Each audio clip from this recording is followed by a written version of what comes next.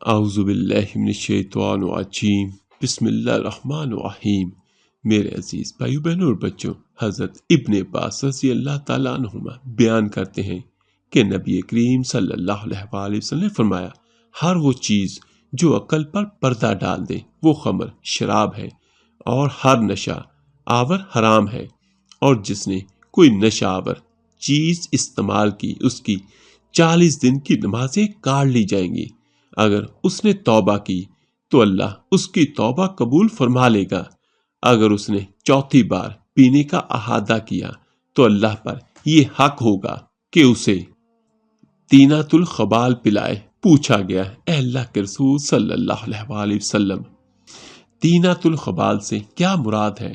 آپ صلی اللہ علیہ وآلہ وسلم نے فرمایا، یہ جہنمیوں کی پیپ ہے، اور جس نے کم عمر کو شراب پلا دی جس سے حلال حرام کی تمیز نہ تھی تو اللہ پر حق ہوگا کہ اسے تینۃ الخبال یعنی جہنمیوں کی پیپ پلائے۔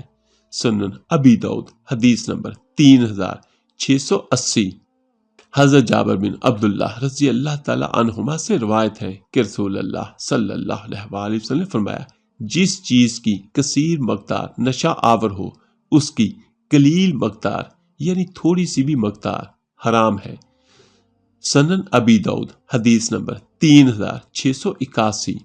حضرت عائشہ رضی اللہ تعالی عنہما سے روایت ہے کہ رسول اللہ صلی اللہ علیہ وآلہ وسلم سے بتا کے متعلق پوچھا گیا تو آپ نے فرمایا، ہر وہ مشروب جو نشہ آور ہو حرام ہے۔ امام ابو داؤد رحمۃ اللہ علیہ فرماتے ہیں کہ میں نے یزید بن عبدالربہ الجبر جس پر حدیث کی قرات کی، اس کی سند یہ تھی کہ محمد بن حرب نے زبیدی سے، انہوں نے زہرہ سے اپنی سند کے ساتھ یہ حدیث روایت کی ہے۔ اس میں مزید ہے، بتا سے مراد شہد کی شراب ہے جو کہ اہل یمن استعمال کیا کرتے تھے۔ امام ابو داؤد رحمۃ اللہ نے فرمایا، میں نے امام احمد بن حنبل رحمۃ اللہ سے سنا کہتے تھے، لا الہ الا اللہ۔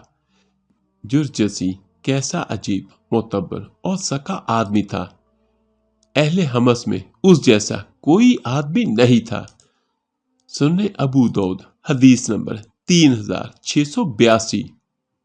حضرت دیلم حمیری رضی اللہ تعالیٰ عنہ سے روایت ہے، انہوں نے کہا، میں نے نبی کریم صلی اللہ علیہ وآلہ وسلم سے سوال کیا اور کہا، اے اللہ کے رسول صلی اللہ علیہ وآلہ وسلم، ہم سرد علاقے کے لوگ ہیں، ہمیں پر مشقت کام کرنا پڑتا ہے، ہم اس گندم سے ایک مشروب بناتے ہیں جس سے اپنے کام میں طاقت حاصل کرتے اور سردی کا دفاع کرتے ہیں۔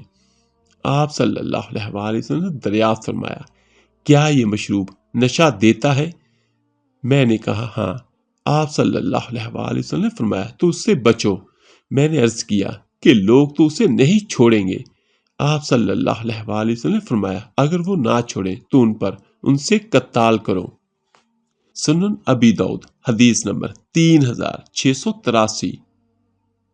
حضرت ابو موسیٰ رضی اللہ تعالیٰ عنہ بیان کرتے ہیں کہ میں نے شہد کی شراب کے متعلق نبی کریم صلی اللہ علیہ وآلہ وسلم سے معلوم کیا تو آپ نے فرمایا، یہی بتا ہے۔ میں نے کہا کہ جو اور مکی سے بھی نمند نشاور مشروب بنایا جاتا ہے۔ آپ صلی اللہ علیہ وآلہ وسلم فرمایا، یہ مضر ہے۔ پھر آپ صلی اللہ علیہ وآلہ وسلم فرمایا، اپنی قوم کو بتا دیں کہ ہر نشاور چیز حرام ہے۔ سنن ابی داؤد حدیث نمبر 3684۔